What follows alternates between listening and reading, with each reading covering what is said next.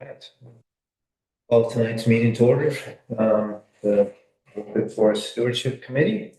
So call the meeting to order at 5 after, 7 after. Um, and we have an agenda, items on the agenda, organizational things, public comment, and then our kind of a regular schedule stuff, trail building update. And tonight, trail names and signage is a big order of business. A maintenance update, forest management update, would be talking about what Luke's been up to with water quality concerns stuff. I can do a quick update if he does. Okay, fantastic. And then, other stuff about planning for the grand opening ceremony, a week and a half away. And then any other new business that might come up. And that's what we got on the agenda. Did I miss anything? Anybody want to put anything else on there? Okay. Normally we'd approve the minutes, but the minutes are only published a minute ago. Oh, about 2 hours ago. Okay, a couple of hours ago. So That's up to the next meeting. let's defer that to the next meeting by consensus. Any public comment? So Linda, is there honorary member of the public? Trails were great today. Oh, that's let the record show. Trail building update, trail names and signage. There's been a lot of work done since our last meeting. Some signposts are in place. That's possibly new since our last meeting. So we need to come up with names and decide on them. I sent an email with some ideas I have. I guess as I say, I think it was over ambitious in thinking we could solicit public comment. I haven't heard any public comment. I haven't done much myself to solicit. So, floor is open. Does anybody have ideas for trail names? Oh, the trail builders that were volunteering, did they have some ideas like the Owen that showed up last time? He seemed really keen on helping name some trails. Yeah. Were you taking of his input and others that helped out? Owen had one thing in particular, which, and I clarified it with him with email exchange over the last week. He wants to name the trail intersection, and it's kind of at the southern, the southern intersection, the southern part of, we could call it Mossy Road or Park Avenue or whatever, the existing double track. He wanted to name it after his brother, and his brother's middle name was Crosby, as in Crosby, Stills, Nash and Young. So he wanted to call it Crosby's Corners. Got a ring to it. Yeah. Yeah, and a heck of a story too. So I'm strongly in favor of that. Yeah. Sounds great. Don't remember their names, but I remember when we went on a walk with my son a while ago, there were 2 women that joined us. They were into mountain biking and were checking out the board side of the property up to the Westover. So I ran into them on the trail. And they said they didn't have any ideas off the top of their head, but they wanted the names to be fun. Sorry, Okay. I had to share it just because I said it would. They said they didn't want to see any hillside trails. But if I remember, it just says where you are. Cool. I have no objections to that. So I had some ideas and I can share what my ideas are. Maybe let's see if I can get this up and try to beat it.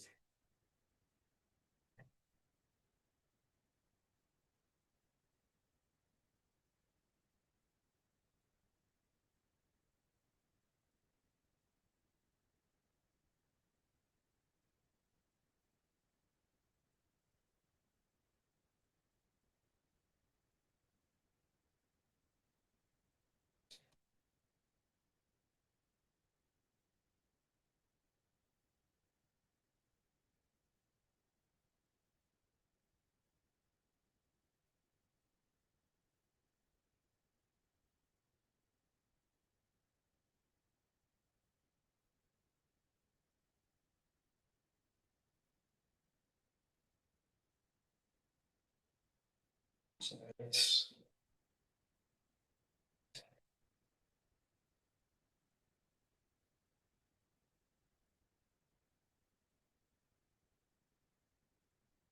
Speak with community force meeting. Zoom link.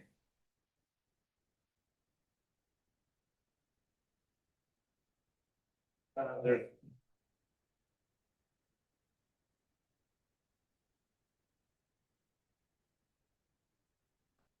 That's me, and yep, you have to enable participant screen share too.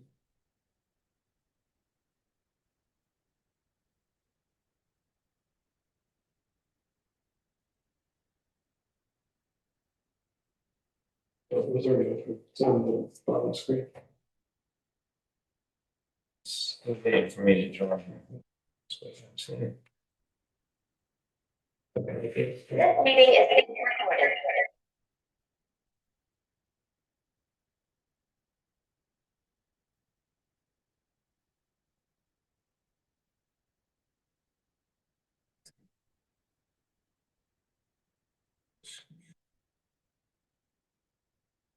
This is disable screen share.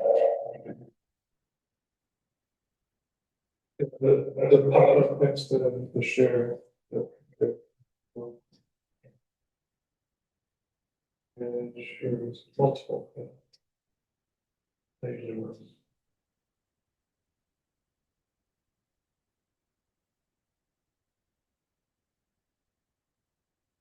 Yeah.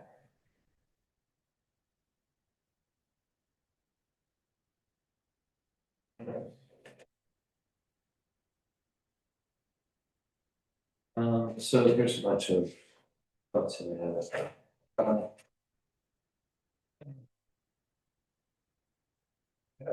I think folks have used this map before, and Dave's got a copy of it on paper over here. This is, and I was sorry, I probably could go poke around and find a larger version of it, but this is the overall thing, and what I'm hoping we might be able to maybe get Kate Warner to do for us, or maybe there's another way to do it.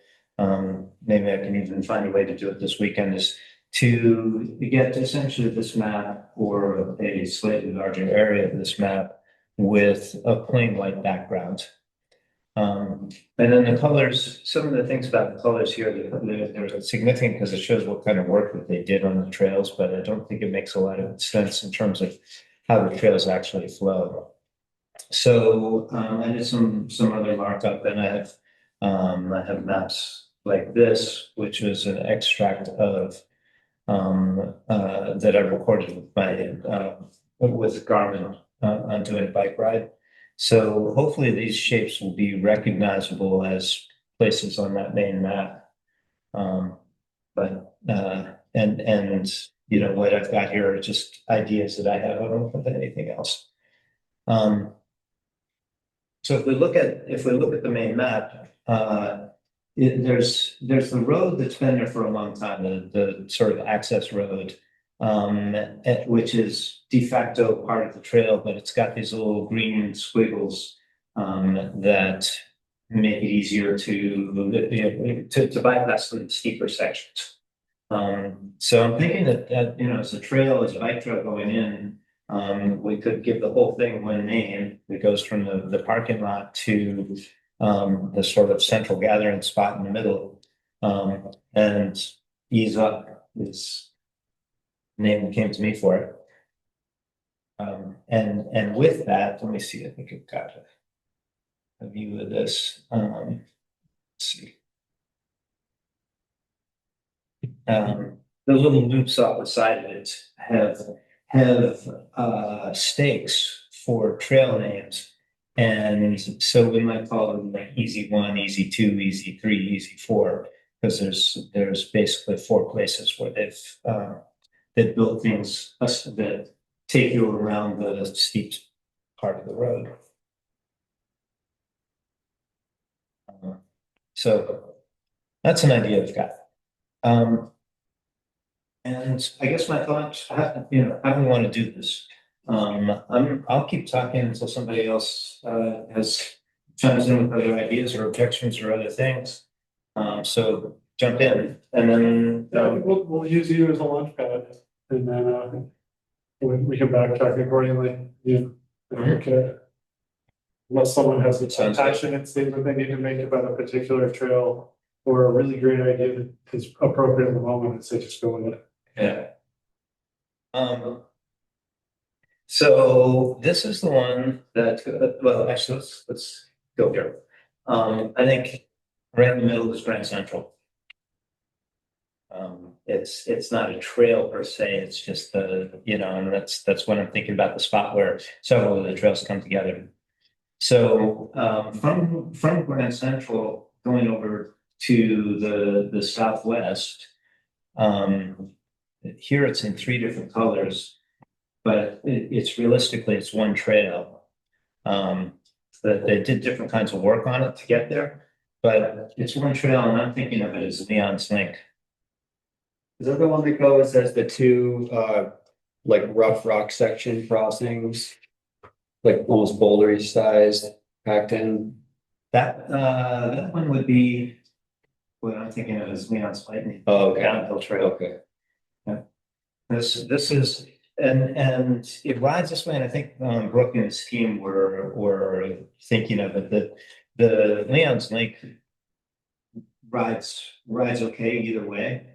But in terms of a nice bike, it's easy to do the big one that goes up the hill and come down out of it and just carry straight across the Grand Central space into the link.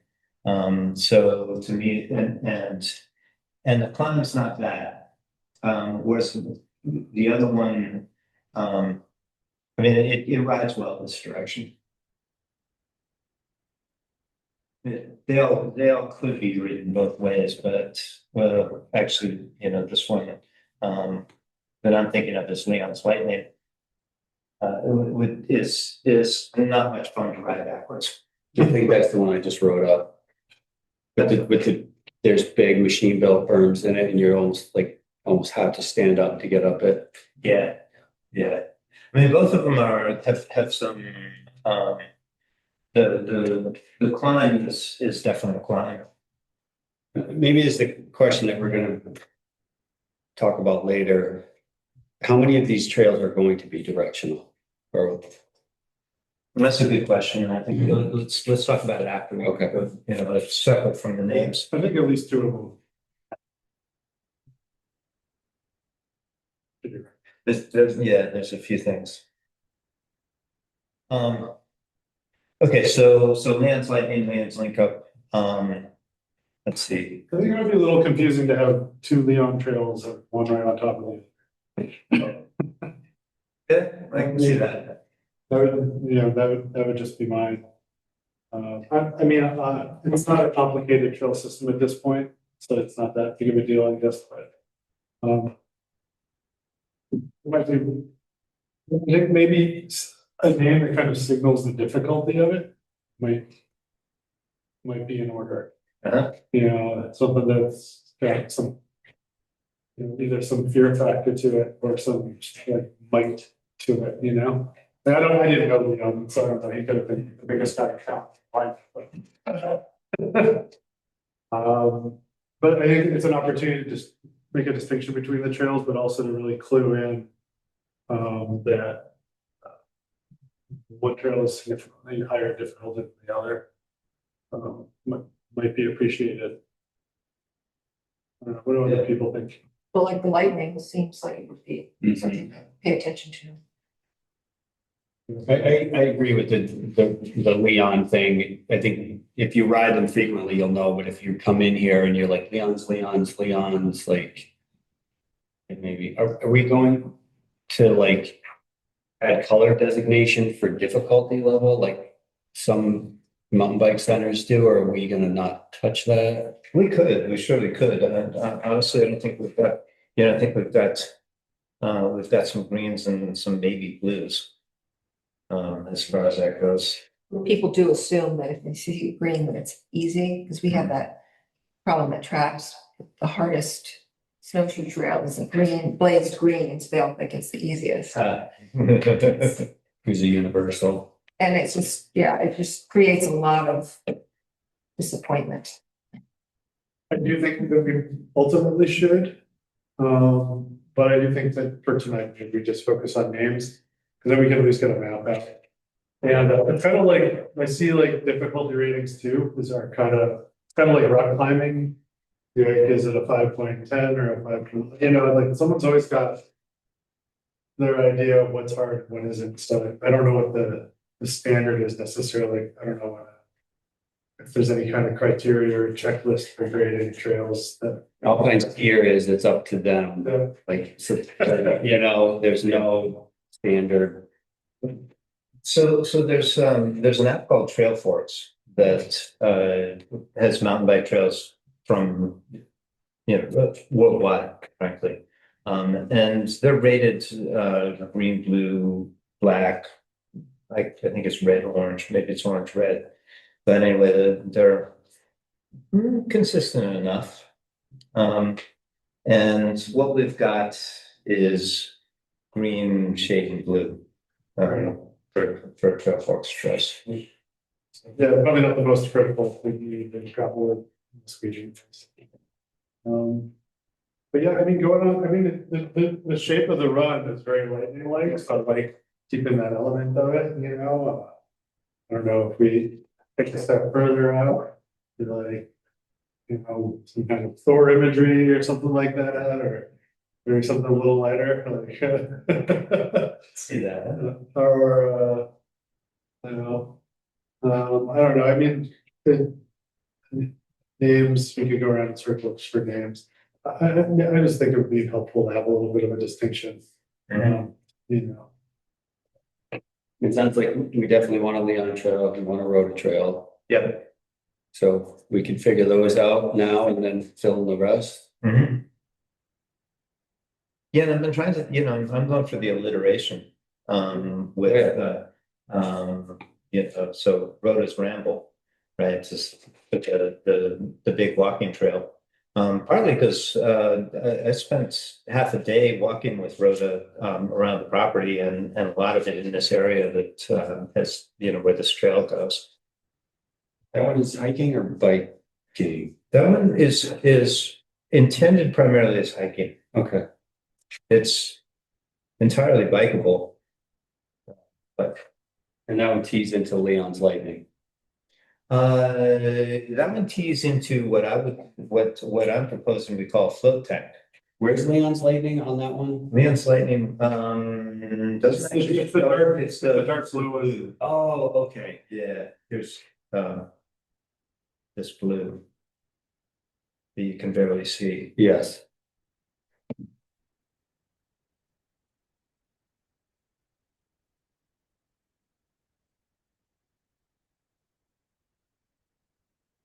I know some areas we rode the trails in Park Orford, and they had kind of two sections.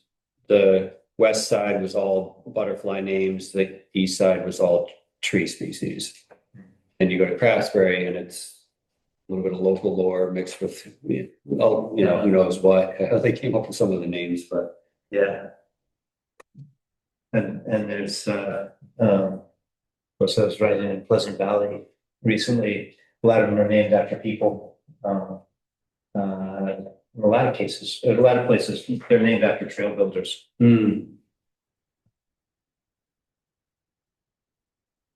So we could, you know, Brooke and Owen and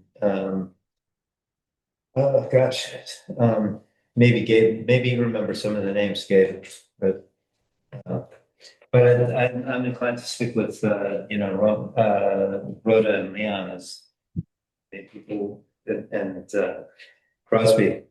Well, I'm just curious, you know, we've got the Bourne family name as well, but obviously that's on the other side of the road. Are we maybe saving that for another time, or for trails over on that side, or I don't know. Thoughts on Bourne, the Bourne name? Hoping to get a lot more trails, and so there's lots more opportunities to name them after people. And all the trails that we've got right now are on the property that we got from Leon and Rhoda. Yeah, So, okay.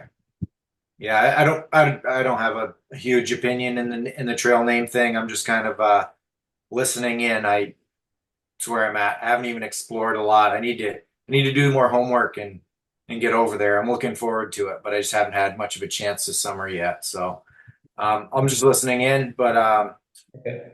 nothing strikes me as bad at this point. It's sounding pretty good. Okay. Yeah, so my logic was, ease up for the entry trail, and then big squeeze or Leon's Loop for the, mile long up and down, kind of rustic single track. The link trail, oops, I had it here somewhere, the link. Could be Leon's again. I'm looking for the alliteration, and that's my way of thinking about it. But it could just be link up. I kind of like personally. I'd like to think Leon's Lightning for this one, and then maybe we could just call the other one the Link, or make another name for it. I don't think we should name multiple trails the same, with the same name. It'll be confusing for people. Okay. Pickup sounds good. Ease up and link up. Yeah. Fine with it. Okay. Any other ideas on this one? Finding that thing is a big squeeze.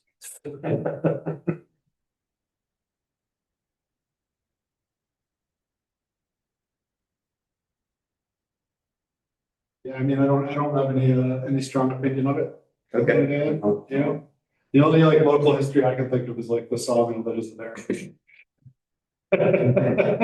Right. Like Phantom Sawmill. You know what? I'm hopeful that we get a bunch more trails, sort of featured style trails down in the lower section.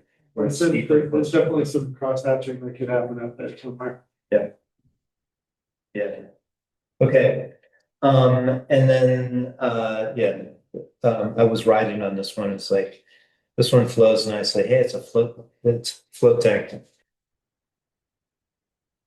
It's a little goofy maybe, but that's what came to It's me. kind of a goofy, fun trail though. Yeah. Is that a one-way trail pretty much? You can ride it either way. It's really fun going down. Yeah, I bet. And then there's a little the side trail, which actually is what I wrote on this one. Where all the zigzag switchbacks are on the forest road that they put in. There's a little side trail that goes off it. I was wondering, it looked like somebody started to build a jump there. Yeah. Okay. That's official. Is the intent for that one to keep going down that pitch, like back to the northwest, or to come back into the? It comes back into the constructed trail. Oh, At the okay. bottom of the sort of where they've done switchbacks. All right.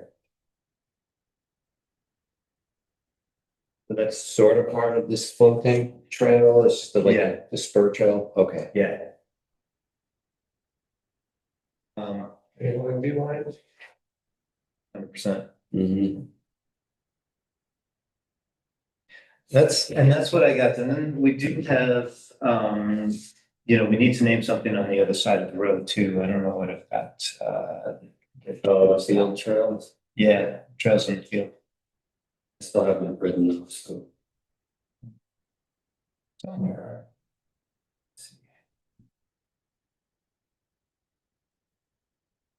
There's like bike trails over there, or they just walk? One, right? It's the one. Yeah, there's a built back trail and then there's that they've done.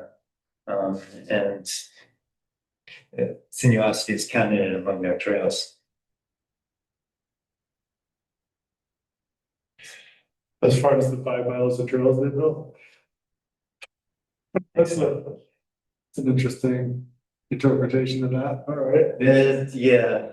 Have you GPS like the total linear I have not GPS though. I have ridden everything and probably GPS at one point in time. I'm not inclined to try and get too sharp a pencil on this, but I don't know. I mean, honestly, they surely did not build 5 miles of trails. Yeah, I'm trying to think when I rode, like last week, I rode more than today and I think I hit 5 or 6 kilometers, but that was doubling back up float tank, you know, and then some other stuff. But did not touch the field, so, I don't know. Yeah. So this is Brooks calculations here, actually. Um, and right, they have their working name and their suggestion of things. So you know, the school trail that comes down out of the school forest down to Flatiron Road. So we do need a name for that, and actually we can go put our names in here as we come up with them. So the parking lot entrance roads will be ease up. What we got. The mountain bike loop is Big Squeeze. Unless somebody objects. The hiking loop is Road is Ramble.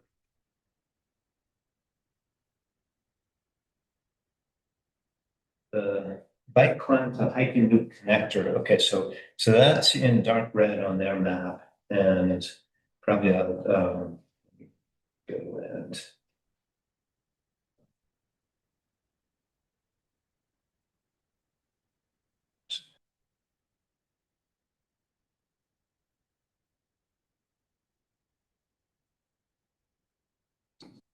documents. So I see on that one stretch called Park Avenue. Would you consider an alternate name for that? Sure. I mean, I'm just making suggestions. Do you mind if we change that to green? It has kind of a deep cut, and I think a lot of kids would recognize it. Which one is that one? It's just the short stretch between Ease Up and Float Tank, where Road is Ramble connects. So it's like from Grand Central towards Float Tank, there's that kind of straight. Yeah, I think I'm still getting my bearings out there. Probably like 250 feet. Oh, okay. Oh, that so I was thinking they were calling it Mossy Road, right? It's Right. Well, if they're calling it Mossy, well, I'll show you. Grand Central to Crosby. Yeah. Well, Mossy Road is actually a section in a really popular video game. All right, but the name of it is Green Path, but it's a mossy section of the game. It's really beautiful. But it has a lot of deep cuts. I think a lot of kids would play with it. But also it's not very intrusive of a video game reference, so it doesn't not obnoxious to people that are into that culture. But I know that Gen Z and younger will all get it. Okay. Yeah. Which game? It's called Holiday. Green path. And it kind of fits the Yeah. okay. And, Park Avenue, when I think of Park Avenue, I think of New York City. Mhm. Yeah. Grand Central. Grand Central works for me because it's a big ass crossroad. It's kind of the heart where all the trails pretty much lead towards it. But this is kind of like the path out, the exit path, as opposed to the loops off to the side. Invite the kids to explore this. Have you seen the trail at Harvard Trails? They have Upper West Side.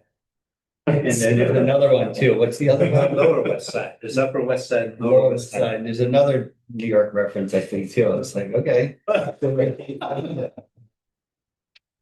have Wild Woods.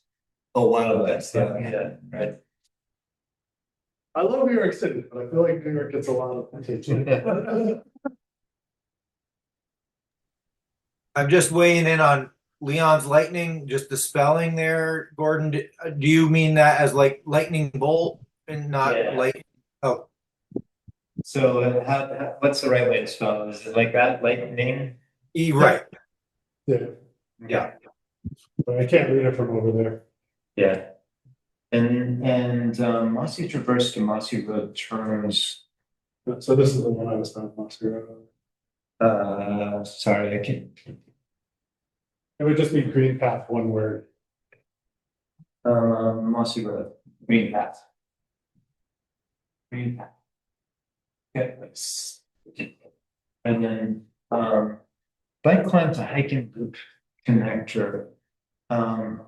Okay, so that's, I consider that also part of float tank.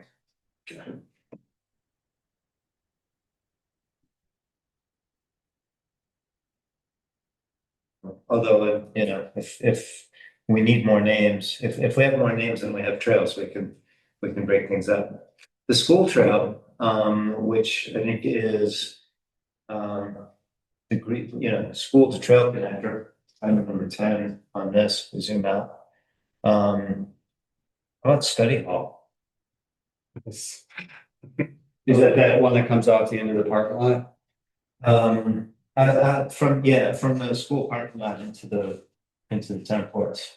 Which, nickname of the, which, that's what I was Their saying. mascot? Yes, what are they? Eagles. The Eagles, what are they?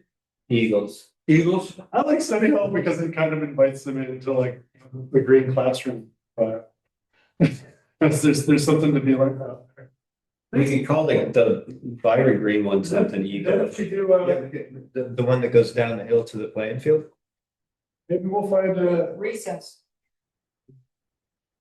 in terms of study hall, you know, like maybe we will eventually find like a spot that can be kind of a de facto outdoor classroom area. Uh-huh. And then call that like Eagles Nest, and that would tie in to the school mascot. Well, I mean, we need a name for the trail that goes from the school down to the road also. Oh, nice. Could be, you know, Just Eagles. call it the getaway trip. We can't make things too hard for Dennis. Remember, we got a school board member sitting here too, so we have to behave. We could call it Get Off My Lawn. It's Sorry. probably been taken, I'm afraid. A little tongue in cheek, or get off my leash. Get off my Leash? beach. Oh, man, I don't wanna touching that with the 10 football. I'll try and sleep on that one. We'll have to live through it with the construction. That's, how about overflow? Oh, Wow. I did, Because they're gonna chase the trail, right? They're gonna chase that trail. I don't know who I talked to on this today, but they said that the principals already had to go out and kind of like shoo somebody away hanging out From the trails. from near the school property. So I wonder if we rail names or signage on the inside of the trails could be at least indicative of, hey, this is school property. We were thinking about putting a sign up, at the school, where the school trail meets Isa. Yeah. And it'd just be like, please stay out school grounds during school hours, and then just at school hours. You know, you're welcome to use these trails, but not during school hours, or something along those lines. Okay. You know, I think that would be, that's what he's requested. Yeah. You say he doesn't think a gate or anything is necessary, but at least a sign. Yeah. And I think 95% of the people will get it. Yes. There's nothing fun to ride out there anyway. And just ride the soccer field, everyone's like, "Woo." Right. Eagles Ledge is already taken, right? That's the trail over. Yeah, like I said, I feel like I've seen I that. mean, we can, yeah, Eagles Ledge. That's Eagle, it's the hill that's, you know, down in, I guess it's actually probably in Worcester. Yeah, like Woodbury, Worcester. Yeah. Elmore. Is it like partially in Elmore, or is it more Woodbury? I honestly think it's in Worcester. Yeah. Yeah. It's in the, you know, Vermont Land Trust, 10,000 acres of forest that's down there. You can get there from, you know, following School Street out until it turns into a four-wheeler trail and then keep going. But anyway, trail names. So is study hall getting voted down? Too many, it's No, I was looking to be for the connector out of the school. Yeah, just a small little spur from the soccer field. Sounds fun to me. And it's, yeah, it's like, what could you miss a trail anyway? This is getting real technical, but and study hall usually doesn't happen until you get to high school or middle school. I don't know if that's study hall is not really a thing in elementary school, but probably most kids would get it. I don't know. That was my only thought. Not really a yay or nay, just a comment on that. But I do like the double, like the double entendre there, where, you know, it's like the, you know, study hall is like a period of the day, but it's also a building where you study, you know? So I think it kind of fits without saying school trail, you know? Kind of a. and the other one is gym class? Okay. Maybe it'd be Flat soda. be a good trail for the kids today, having their own trail name. Yeah, the thing is, we gotta get trail maps and some signage made. I see. In the Gotcha, next, gotcha, you know, today's our day. We Okay. put it off already. So. I mean, so study hall for the green one, and then down to the road from the playground. It's not overflow. It's not. We could call it schools out. Call it Eagle's Nest, Eagles flight, Eagles launch, Eagle's Nest. Eagles nest. Wingspan.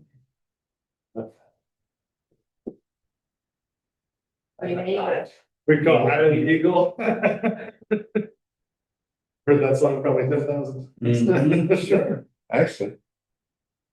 Screaming eagle. Or eagle eye, you know, screaming eagle, screaming eagle's nice. It has that Yeah. has that fun factor to it. It's it's a downhill. It has some fast sections. Oh yeah, it does. Yeah, let's do screaming eagle. Screaming eagle. Yeah. Okay, it's good. Trail is.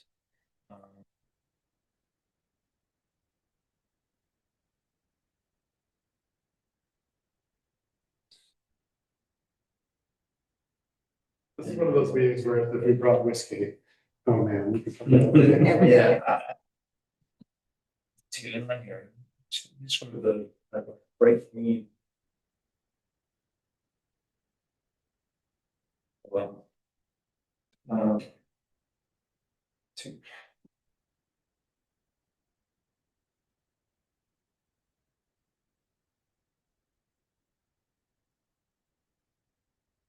Screaming eagle. Two, right?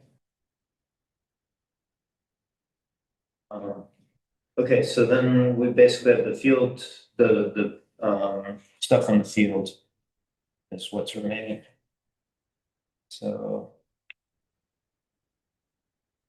And this is a pretty reasonable depiction of what it is.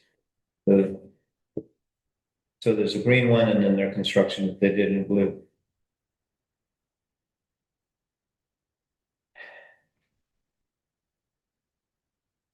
My creativity ran out. What's the body of water that goes? That's not the Elmore branch, is it? I think it is, yeah. It's way out there. And then there's Wickham Brook over here.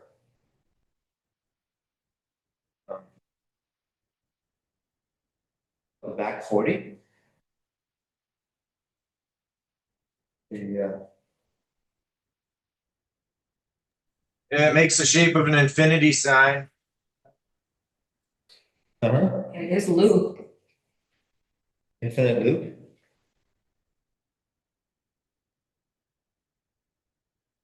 I feel like it's almost there. Um,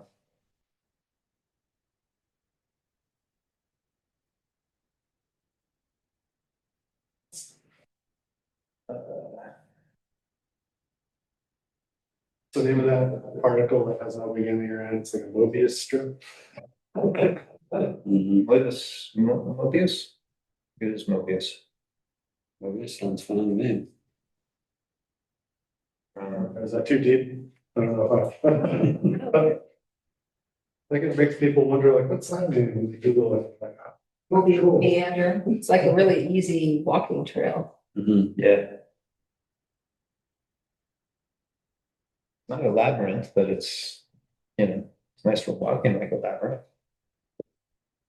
Mobius, and, See a thumbs up, right? and Mobius cutoff. And it's kind of, it's funny because there we go. Sorry, that's too much. That's too much. I was taking too far. We can spell,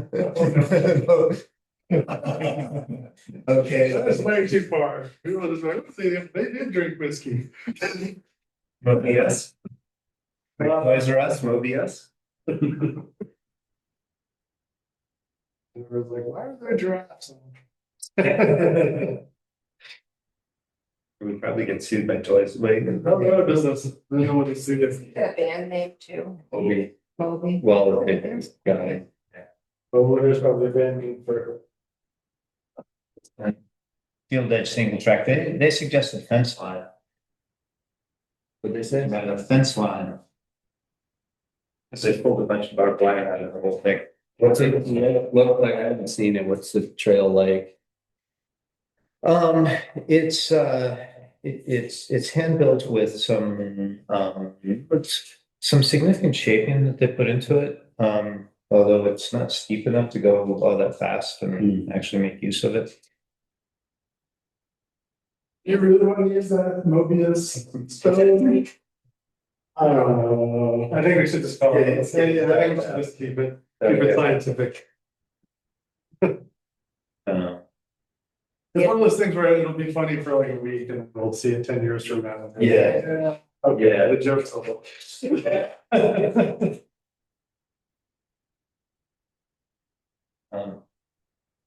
And Can you hear the river from the trail? not right now. Okay. There's no water in the river, but you probably can, and it's not moving very fast at that time. I mean, it's it's alongside the field, right? This part of the river, or out here, like I'm here under the bridge and headed on down into the woods. It gets more has more pitch. Let's call it Mobius cutoff. Because it really just kind of comes in and out of Mobius, right? Yeah, it starts here at the top of the hill and ends drops back into Mobius. That's the part.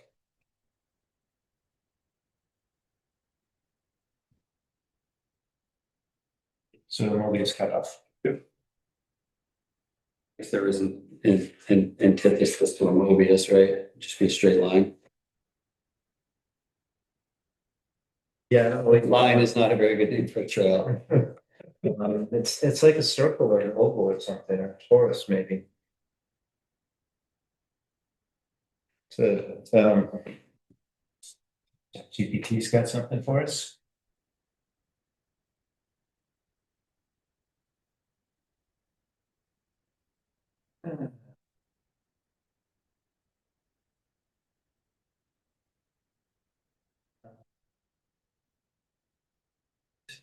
Like trail trail next to the one called Mobius.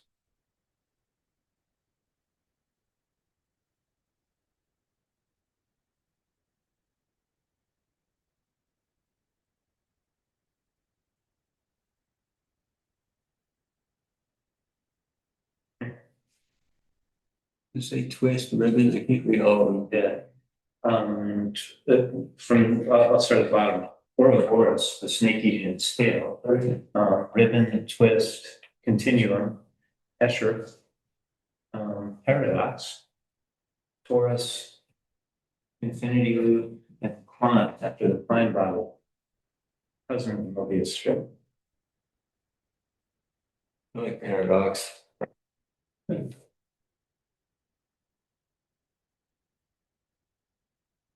This myself, but I'm okay with paradox.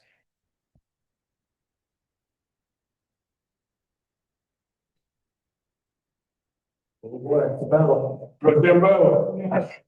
That's not right, you know.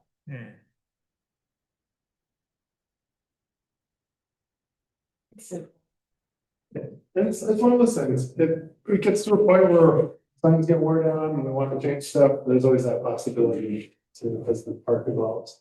Twist is actually a good name for the trail. Is it kind of twisty? It's a little twisty. It's I definitely feel like it fits the trail. Twists in and out of the woods.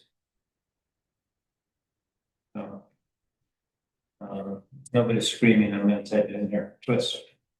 That's great. Cool, we got that done. All right. It's 50 minutes. Ah, No vote necessary. we made great time. So, okay, so, let me see, where's the?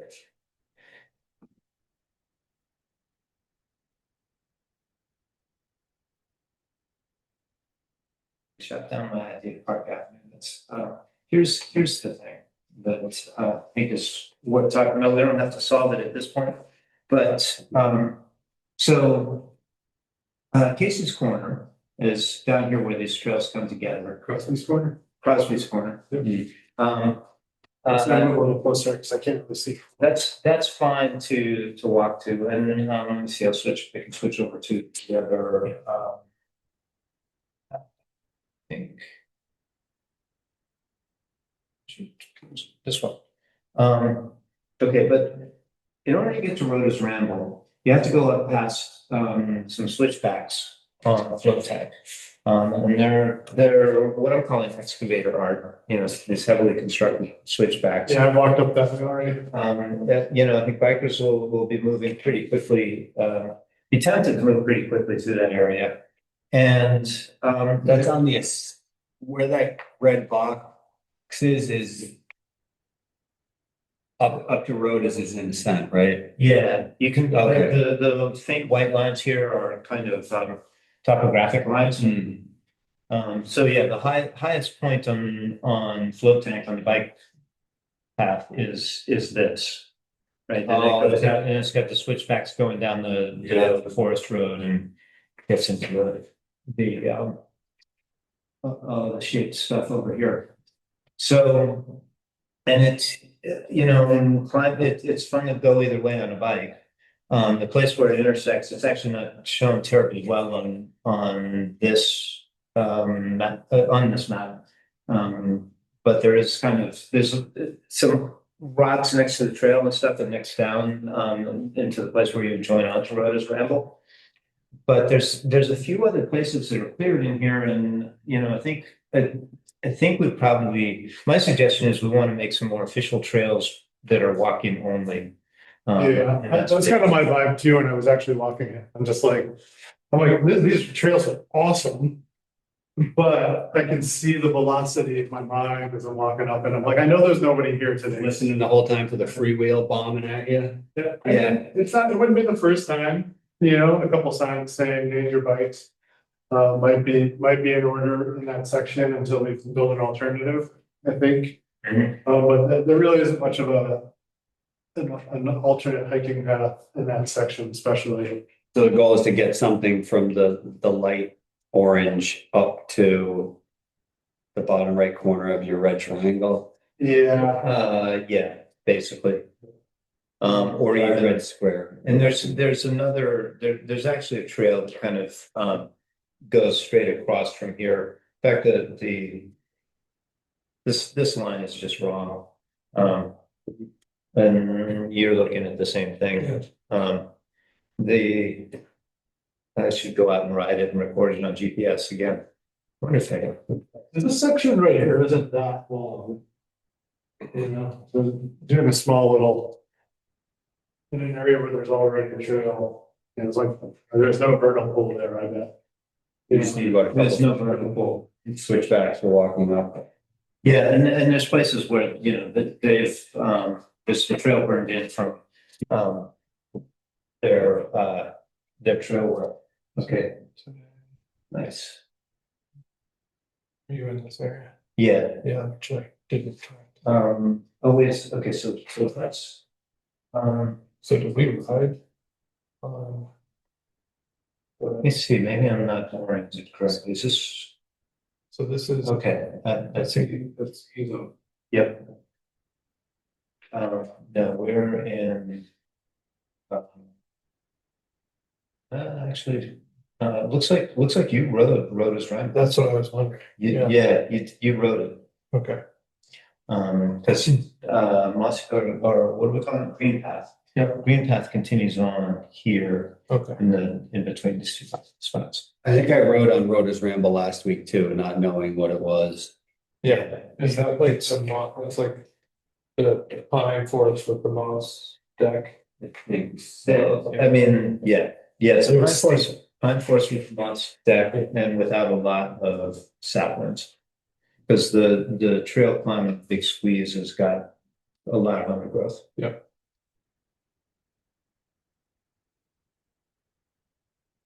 So, and you know, I mean, I think it's our call whether we want to designate it as walking only. And keep bikes out of it. It's certainly bikeable. It's not as, maybe not as appealing to bikers, but It'd be nice to have a path that you can kind of have a breather. Because there's some people that are probably never. There, be a lot of place to go there and not watch from their shoulder. yeah, Yeah, and if it's already kind of was built with the consideration that it would be primarily a walking path, I think that would be, you know, appreciated. The feeling we'll probably be making a lot of paths up there and, you know, could be qualified at any future point mhm. if we have alternatives mapped out.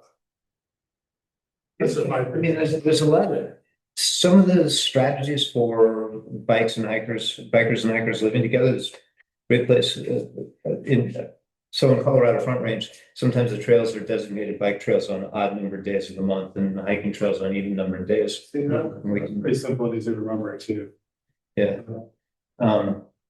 So my inclination on this is don't make any rules we don't have to. Yep. And don't make a rule until there's a problem we need to solve with a rule. Like on the rail trail, are we gonna establish a hierarchy of yielding? I think so that brings up another point, because the hierarchy generally is there on most trail systems, that bikers always yield to hikers, and every time I'm riding someplace, by the time by the time I can see the hikers, they're already stepping off the trail. Yes, I've seen same thing. And I always say thank you very much and ride along. I instinctively, when I hear a bike, if I'm running trail running, I get off the trail just because I don't want to get hit, but I don't. Yeah. I mean, I feel like most people don't want to get hit by a bike. But there's always someone who just didn't hear it, you know, so.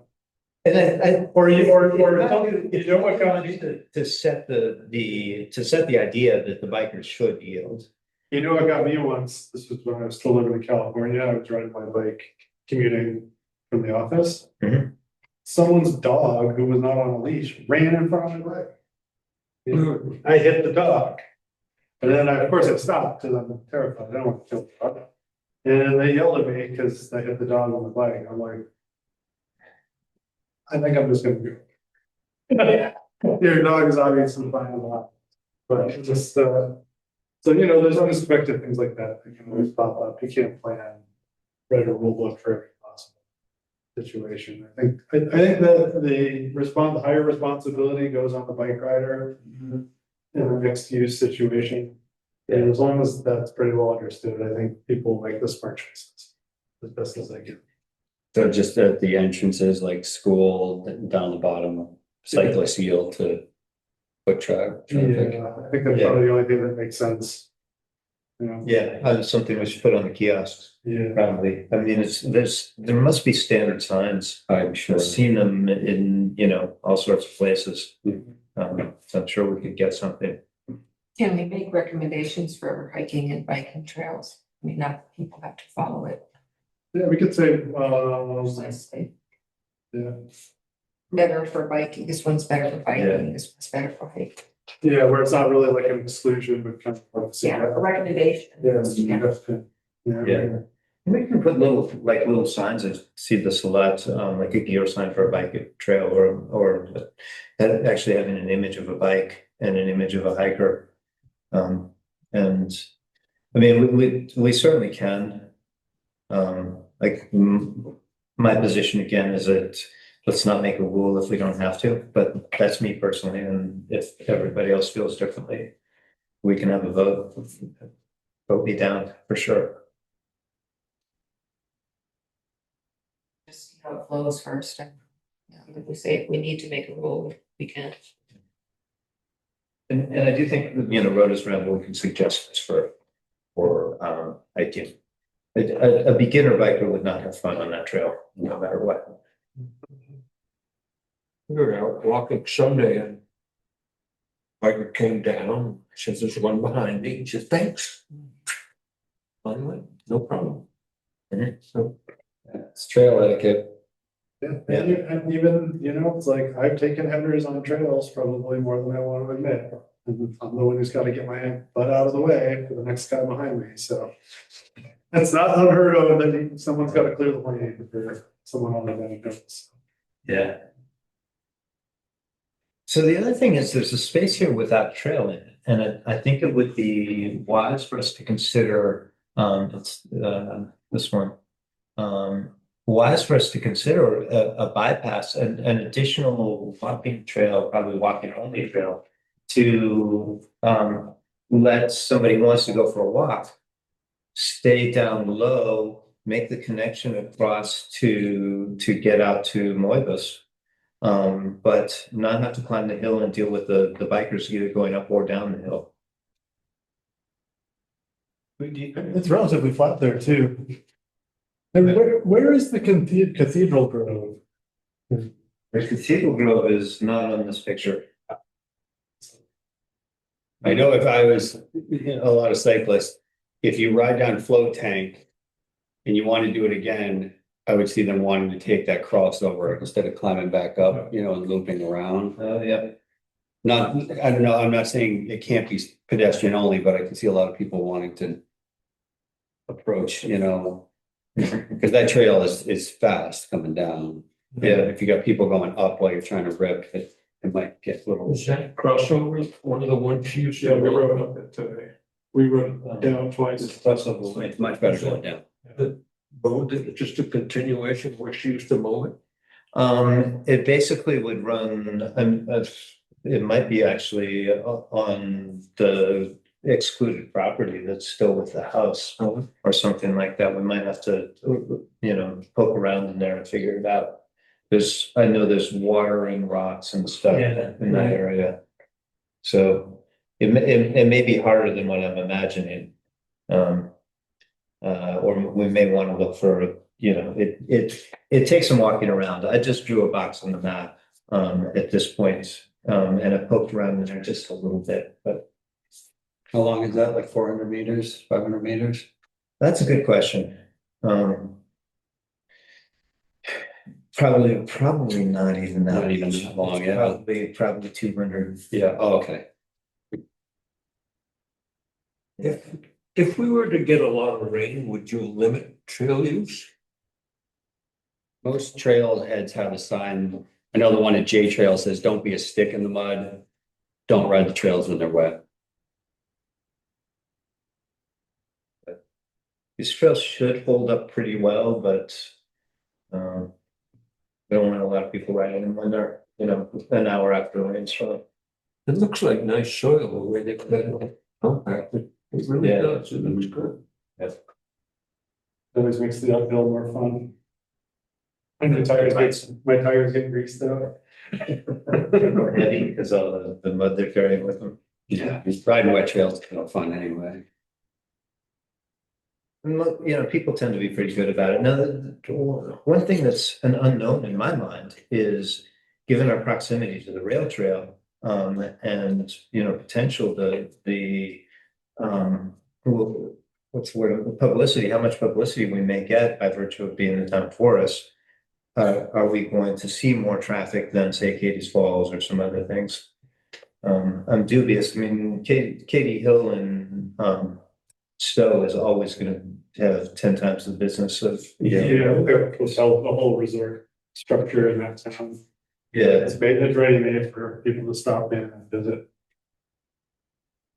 so I don't think we're gonna get a lot. I mean, I don't think we're gonna get more than Cricket Hill, which seems to have, you know, 2 or 3 cars and the times I've been there, you know.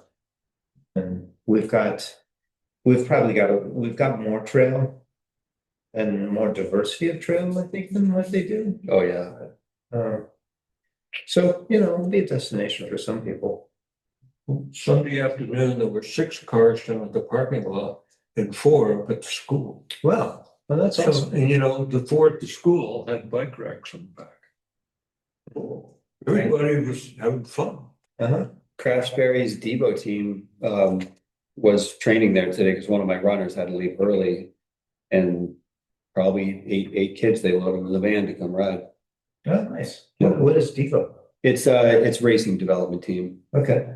They're actually, well, they are a racing team. Bike racing? Yeah, not bike racing. There's probably 8 or 10 of them right now, and they're, you know, probably range in age from 12 up to like 16 years old. Yeah, fantastic. Yeah. Cool.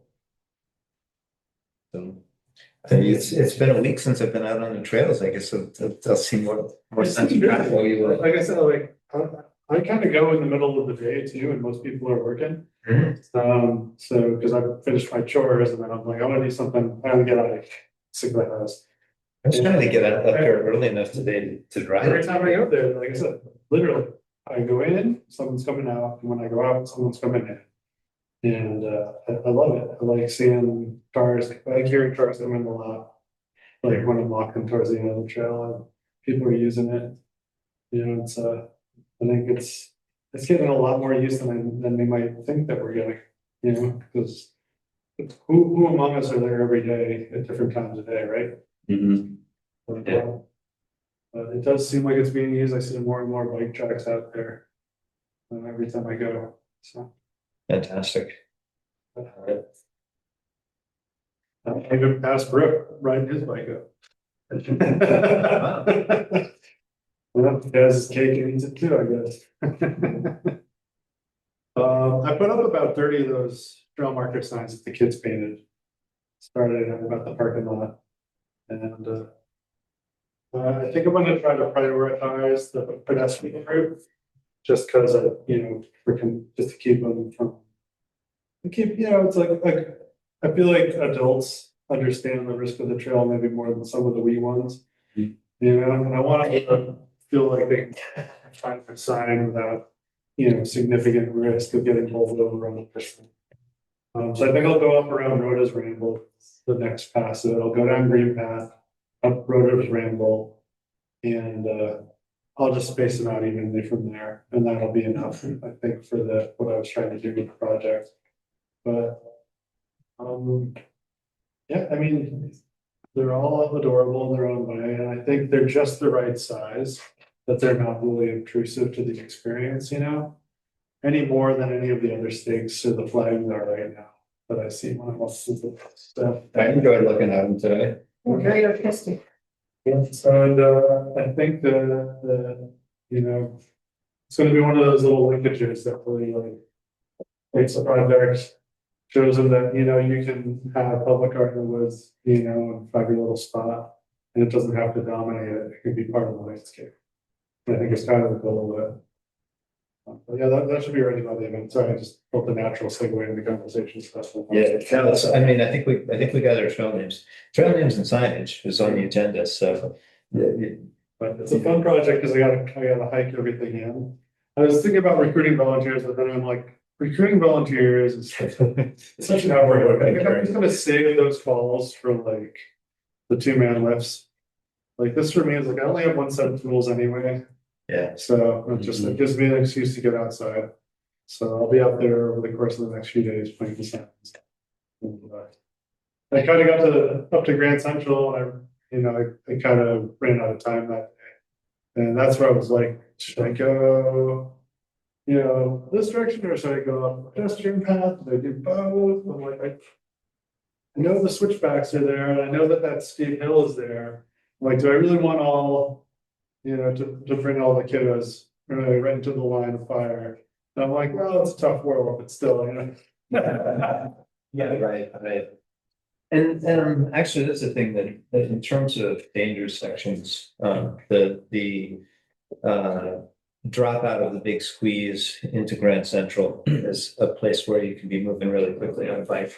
And we'll need some caution signs. And there's the opportunity of walking. I think it's even on the map here. The opportunity of, yeah, it's not so good. To walk up kind of there's a road that goes almost like straight up through Right.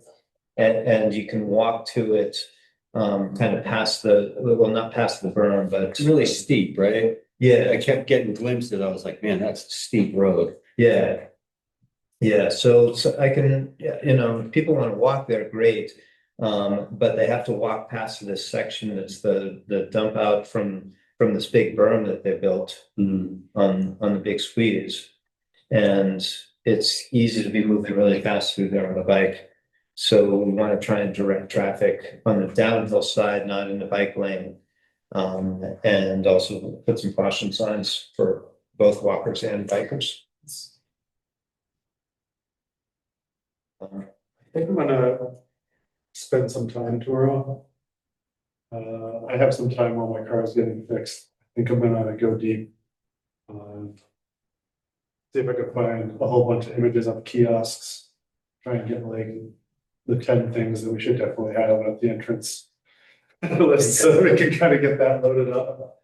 And then I wanted to talk and follow up about putting a sign at the entrance, like at the beginning of study hall from the trail side, from the east side, so that we can kind of clue people in that they're going on the school property. I think that's an essential sign that we need to do. So I'll work that language a little bit and pass that along as well. And I think it doesn't have to be complicated, but I made a commitment to Dennis, so I'll take that just to see there. Another thing that we considered was kind of putting like a gateway at the edge of the soccer field where we could actually cut a ribbon at the ceremony. I never followed up with you on that. It's probably too late to get a real effort together for that. But I might end up just putting a couple posts myself in there and just let them string the cable across. I asked them if they wanted me to get a banner and they're like, no, we don't want to do the waste of the banner. But I also didn't want to necessarily put a kiosk right on the school property, but then I thought Hardwick and there's a kiosk right at the end of the parking lot there. So I don't know. By the rail trail. Yeah. So I'm like, is it really that bad to like let people know where the path goes? I just haven't talked to Dennis about his thoughts on that yet. Yeah, I guess the high school is different, but we got people parking there all the time during the Yeah. day to access the trails, so. And it's it's just so new that we don't have all the questions answered yet. So I was gonna stop in the school at some point tomorrow afternoon to have to talk to Phil about mowing for the event, make sure the field's mowed before the tent rental goes up. But I was also gonna talk to him about maintaining that little strip and see if that's something that his team does, or if The that's one over to study hall or the one, anything that's on school property, technically. So I don't wanna like insist that he do it, but I wanna see if it's part of their normal routine to normally do that. Because if not, like, just like, and whenever we do anything, that kind of schedule maintenance, it's just a little spur to put on the list, but if they're gonna do it anyway, And I just want to know if they're gonna do it. So. Which might help out, say, when do it? But yeah, I'll drop in there, try to catch Dennis for a minute and see what he thinks of putting a sign. Since we're getting people driving on the weekends anyway. It might be good to signal where they should be going rather than that. You're saying put a sign down at the bottom of the school. Okay, where the end of the summer, the soccer field. It's parking for town forest during school hours that way down. Yeah, that's on forest entrance this way, like give a clear signal. So that people aren't just driving around the building aimlessly, especially if we have out of towners coming, we need to get the message of where the other parking lot is. That's another, we need a street sign.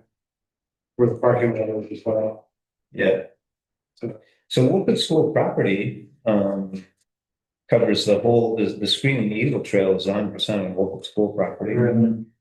So I guess we just need to kind of. Have a common understanding of who's maintaining it. If it falls under our umbrella, we'd be glad to do it, I would imagine, but. If they would prefer to do it, just put it in there, you're like, yeah, you're gonna do it, just want to know what the schedule is so that we can anticipate it. But yeah, if you have any other thoughts that you want me to relay it, Phil and the team, or questions, that's something I would have texted to me, tell me now. The other thing, trail related, Dave, we talked briefly at the barbecue about it. At the end of our last meeting, you guys said that maybe we want to talk to a company about mowing the field. So Jack says we shouldn't mow it until like mid-October because of habitat concerns. He listed out some birds and turtles and stuff. So that I just wanted to verify that with him and get it on the record, like what his thoughts were. So he sent me an email, basically said exactly what you said, Dave. Well, I do think that we probably want to come to some thoughts about the brush hogging. It seems like that's going to be something to keeping the trails. There's the trail, there's mowing the path, Right. keeping the path open, and there's mowing the fields and, Right. which is not till October. Right. So in terms of like Dave said he doesn't mind mowing the field in October. He already said that he doesn't mind doing that. But I do think keeping the paths open might be something that is worth contracting out if they're open to it. So I spoke briefly to Isaac and Joe. I think Isaac does the mowing around the town buildings. Mhm. And I think Joe does the cemetery. Both of them are interested in talking, but then when I got to that point, I'm like, I don't even know exactly what I'm asking them to mow yet. So like, I can't do a walk around with them yet, but I just wanted to like clarify all of that stuff before I talk to them. Because, we'll take all the free mowing that you want to do, Dave, but I do think like having a maintenance schedule for the trails is probably something we should just lock in and see how much it's gonna cost. So they can get an idea of like, how much you're donating and stuff. And if we need to call someone in and bench, at least we know what we're looking at financially, right? So for the trails, it's what's been mowed this season. Yeah. I think that's pretty. Yeah, I think it'll be very visible, right? But if we don't, but if you're comfortable doing the field and want to commit to that, I don't want to mess with it. I just want to just come out and say that. Thanks for all the work you gotta put in. See my family one. You gotta get out before you turn into a pumpkin. So yeah, I'll talk to them about just what it would take to keep the paths.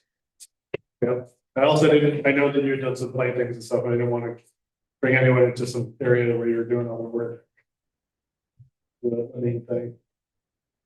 But I think once I get out there and see it once, I just want to see if they're interested. If they are, what kind of price they swing us.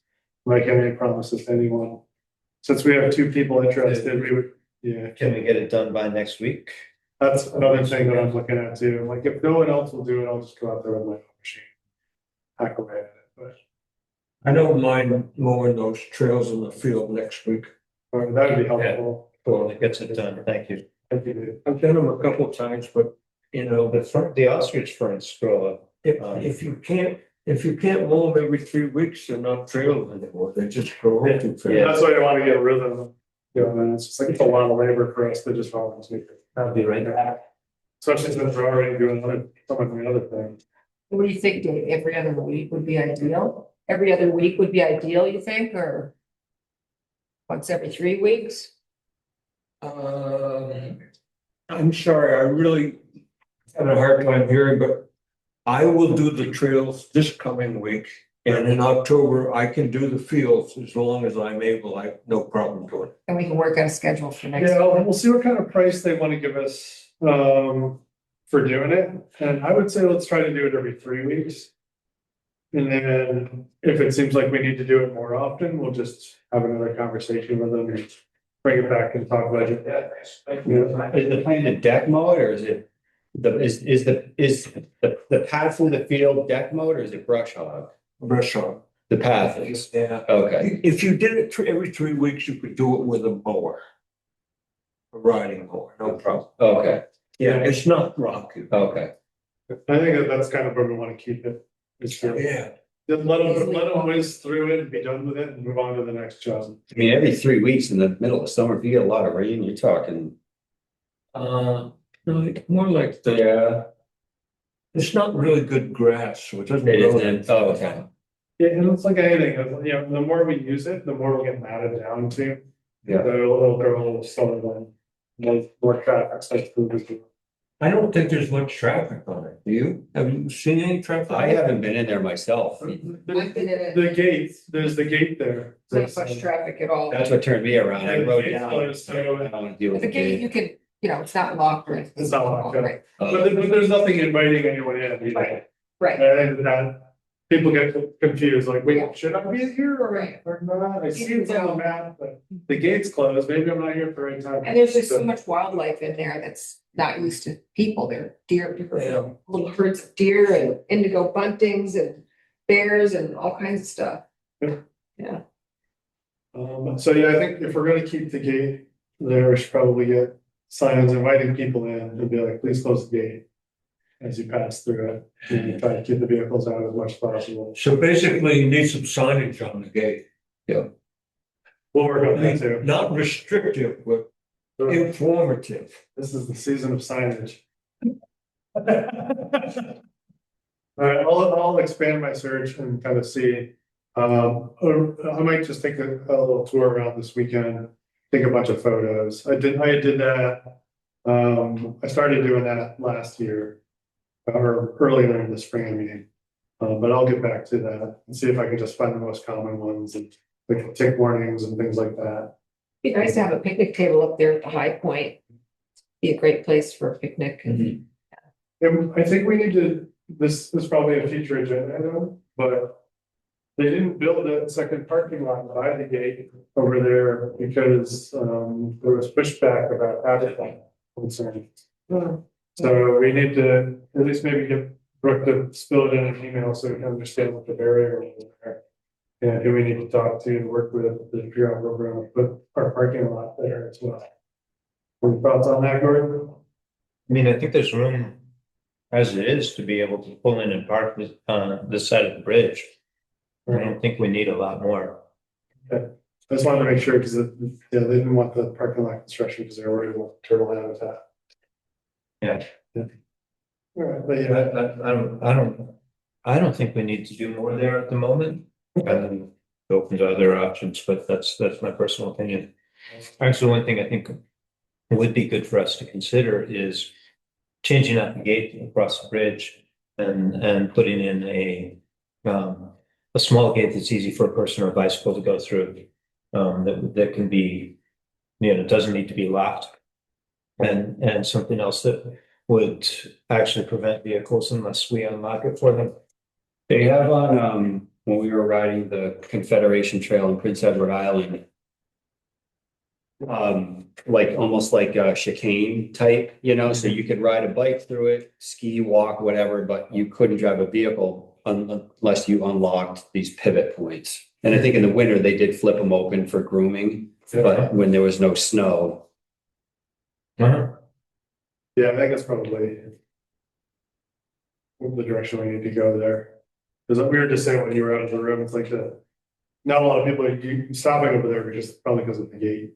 And just not sure that they're allowed to go in there yet. Yeah. Yeah, we should definitely do something about that, because we don't want to just leave the gate open. Maybe. You guys, anybody know a fence and gate guy that might wanna give us a quote for a work day? Round Hill Fence Company, where are those guys? You see their trucks driving around. What is it? Round Hill Fence Company, Yeah, I don't know. they're around there somewhere. Let's see. And it's not a big contract, but you know, it's probably better to just have someone with the right equipment coming and just banging it out real quick. Yeah. Especially if we wanna have it with the option to open it to vehicle traffic. Yeah, The right hardware. yeah, they look pretty simple. They're just like these metal bars that stick out, and then there's like a gusseted one on the bottom. And then it's got a warranty on it, so yeah, if we need someone hits it with a truck by accident. Round Hill Security in Orleans. Round Hill Fence and Security in Orleans. Yeah, and start with them, and as other names or other companies get discovered, we put it out to bid or not, depending on what the place is. Yeah. My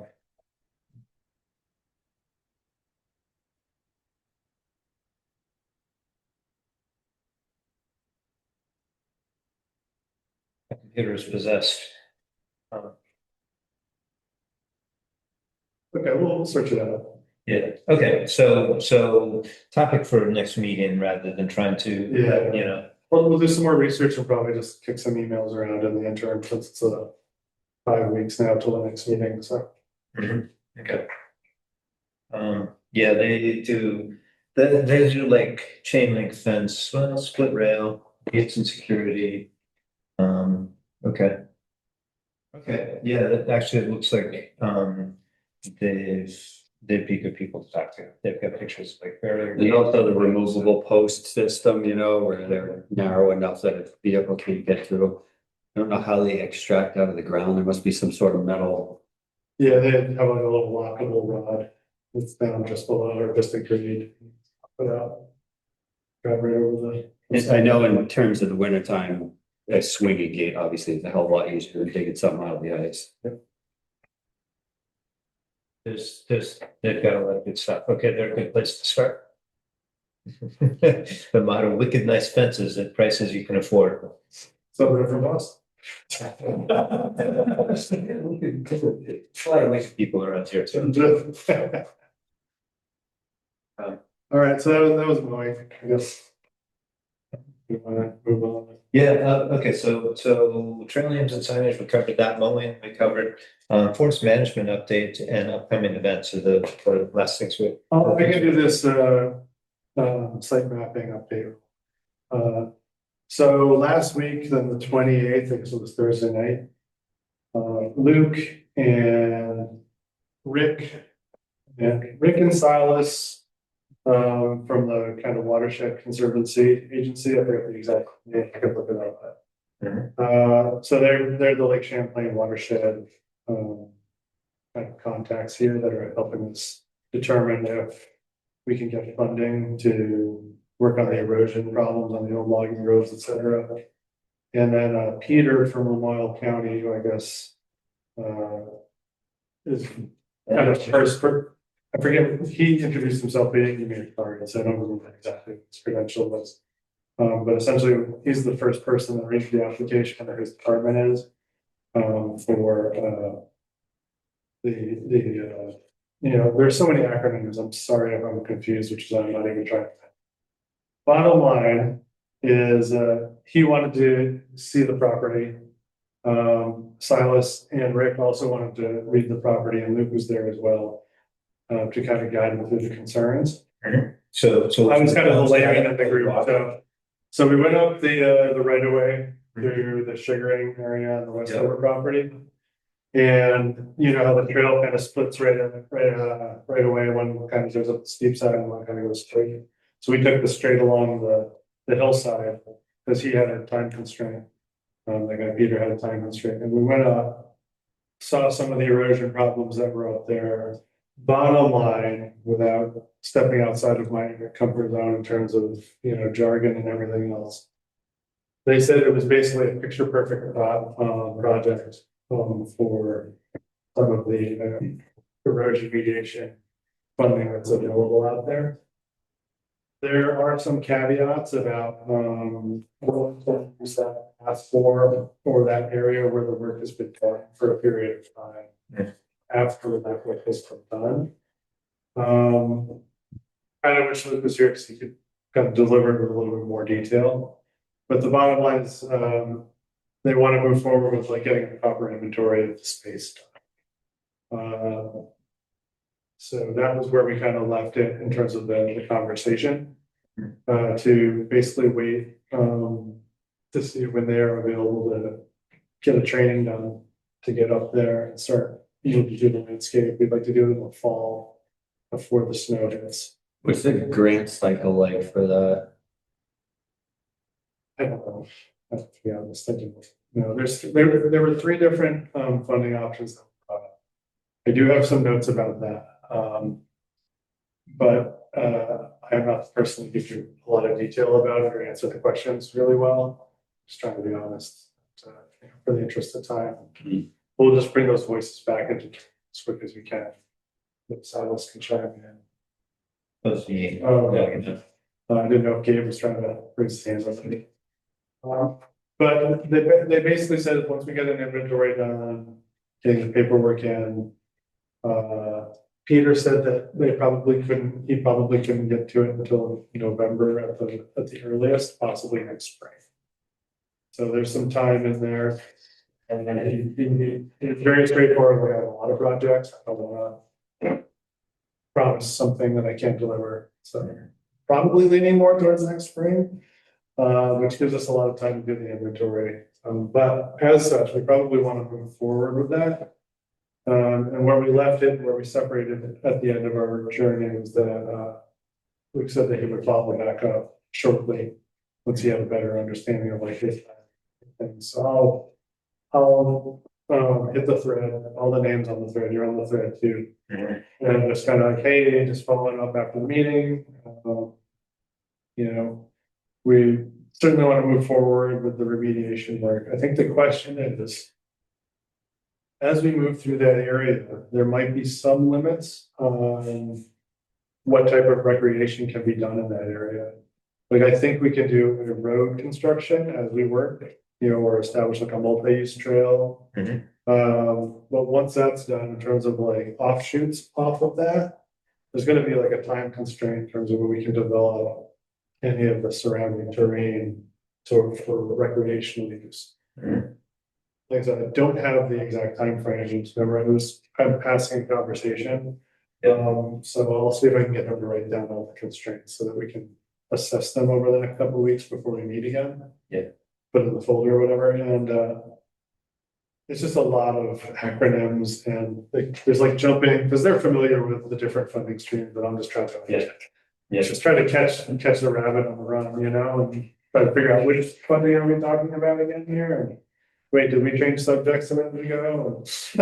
There's a thing in conversations like that, where if there's like 3 or 4 acronyms that apply to the same thing, so somebody has to use every single one of them. Yeah, and then you can tell that every single one of them are in that world and they're using them all the time. And they know which one you're talking about. It's like, which tool are we using in the toolbox? I know the names of all. Right. And I'm just trying to remember which one is attached to which. So I apologize for not recording the conversation, but I know I can follow up and get Silas to cough up some things for us. Following that. But the good news is that yes, it's very likely we could get funding for it if we move quickly and check all the boxes. But at the same time, we probably won't get reviewed until likely next spring anyway. So even if we move quickly, it's like we still have some time. Yeah, okay. And we're not dropping everything. So this guy Peter from Lemoyle, it's not planning, it might be planning commissioner. Conservation. It's probably the conservation commissioner. Okay, is part of the funding application review. Yeah, and Silas said that there was, and he got permission from Peter, like if we got our ducks in a row sooner. Peter said that if Silas felt it was strong enough, he could go over Peter's head to the next person up the totem pole. Yeah, he asked them in advance, like I'm not trying to sidestep you, but if you're engaged and we're ready, and he's like, yeah, if you're ready, Like, it won't hurt my feelings, you know, just telling you the truth of what he can process by time available. So that could be a possibility as well. I think the area that would probably be most helpful would be to get someone from that group and Luke here at the same time, even if one's just remoting in. Mhm.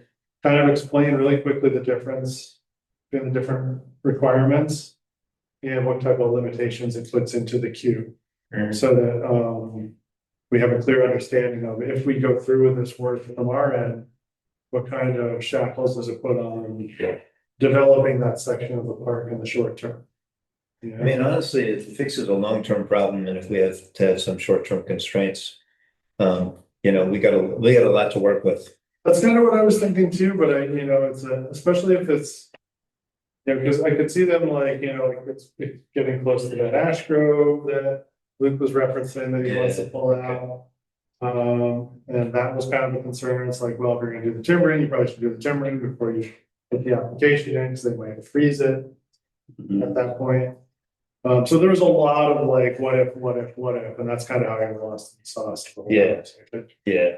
So it would be nice to kind of get a little summary from the people with the most details for the next meeting. But I just wanted to let you know that it is a live conversation. And that is the next piece that would be coming down the pipeline. And the request is that we make some, quick decisions so that they can really just focus on that application path. Probably in October, November area. What decisions do we need to make? Nothing at this time, right? I think that the thing for us is like, what are our intentions for the section that they're looking at right now in terms of if they go in there and there are constraints on that area, we can build in that area, are we okay with that? And I think that that's certainly the theme of what the takeaway of it. It's a short-term constraint, not a forever constraint. It depends on the funding stream. One of the funding streams said that there was a limitation of up to 15 years, where a different one was 3 years. They both had constraints. One was probably more money, but more constraints, or a wider umbrella of things that were covered. So we need options on the table then before. That's kind of why I'm getting at. It's like, it's probably something that we'll need to shout out, give us plenty of time to digest. And, get ready to act on the information. Yeah. In October or November. Luke Hart did a lot of research on that right away coming out Elmore Pond Road. There is a deeded right of way that went with the Bourne family.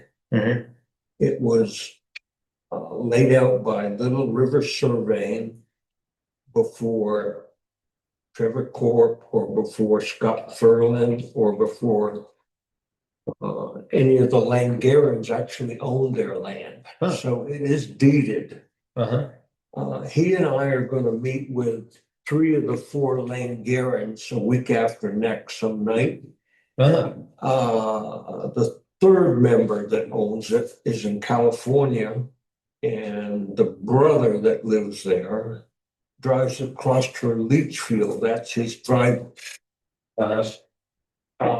If we develop this right of way across the Langaran's land, right now, 2 of the 4 Langarans are very much in favor of it. I think the 3rd one would go along with it also.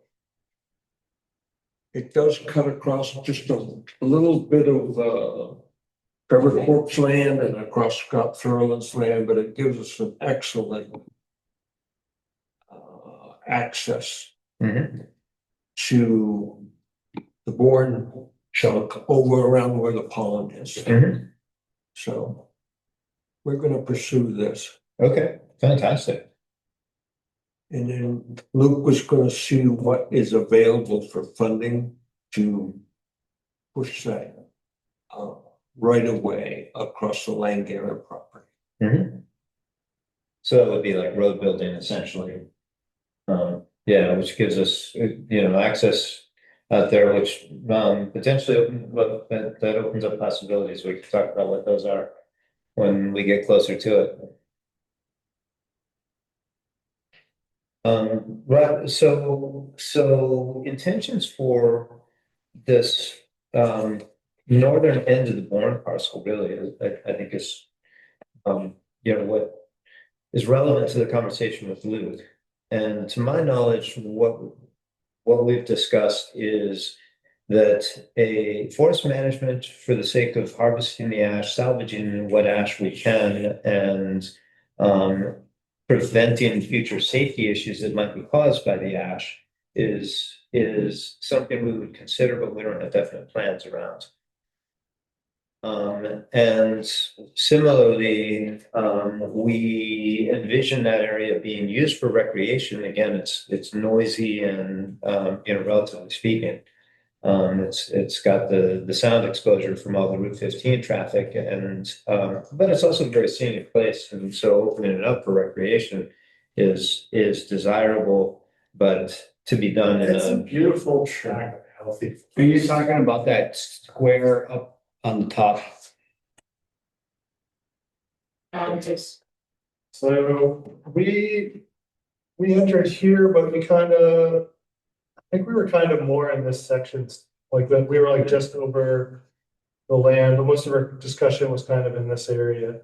But I don't have a really good sense of the scale of that.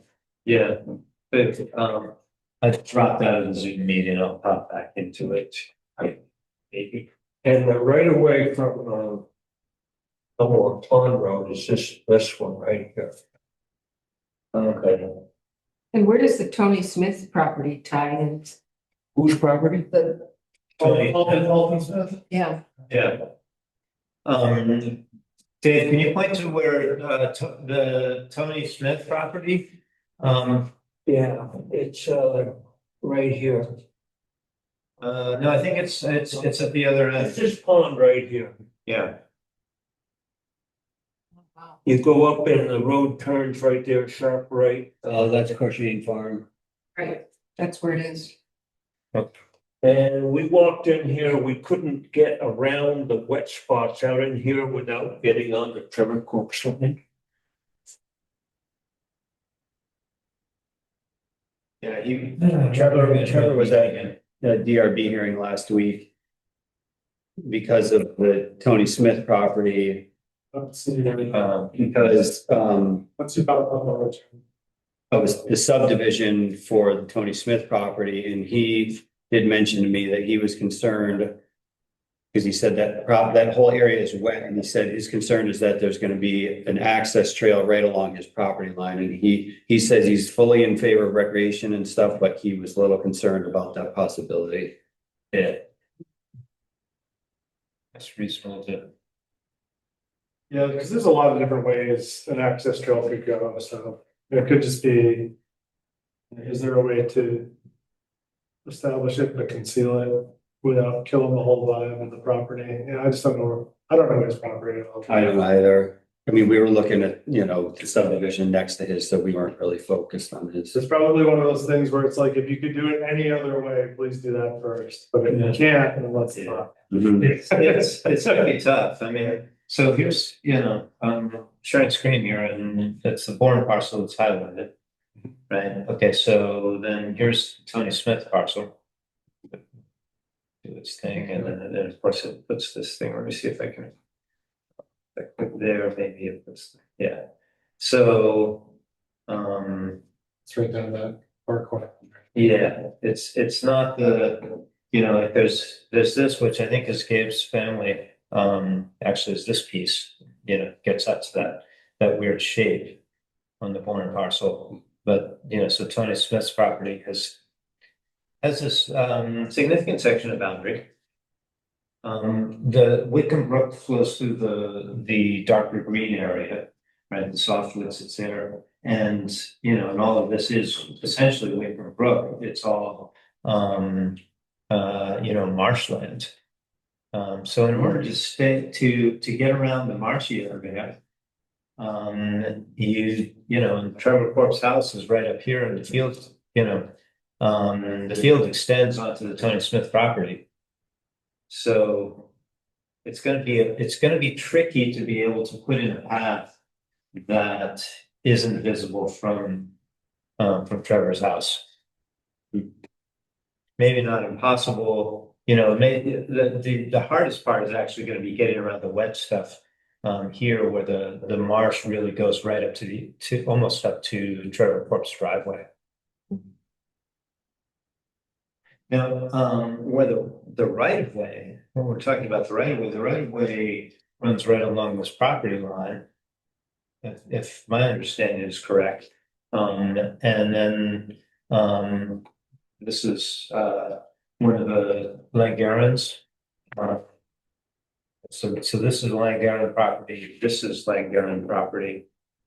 And I'm not sure if this map is up to date, showing this one is belonging to, Laggies. That's Dulcie. That's her husband's last name. Dulcie Lingaren's husband is, Oh, okay. yeah, I guess. Okay, so that's all part of the Langarens, okay. Yeah.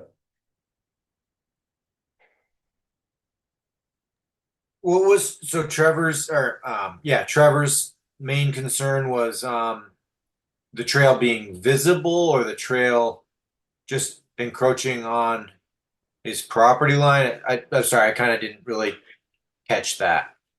He was concerned about traffic right on his property line. He wasn't, you know, he didn't sound like he was overly concerned. You think he's probably wondering what direction things are going. Yeah. All right. Yeah. Understood. There, I mean, the boardwalk, I checked the boardwalk a couple weeks ago and it's a lot longer than I thought it was. That, you know, that was in place years ago. It's still there, but it's pretty defunct now, but yeah, it was a pretty long one. I don't know if that's in the works. But even with that, yeah, it still gets pretty close to his property. But a boardwalk, I guess, maybe another long boardwalk redone could potentially pull, you know, pull the trail closer to the swamp and farther from his place, at least in that section where it's really wet.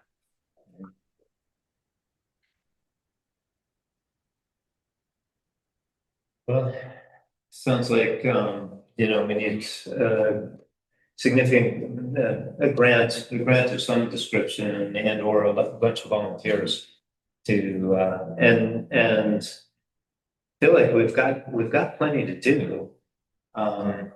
You know, I mean, if we look at the Bedell parcel right now, so all of our trails are just in this little bit of the Bedell parcel, and they're all south of the school property line here, right? I think there's a lot of scope for building more recreation trails through this part where there's the field over there. There's a lot of interesting terrain.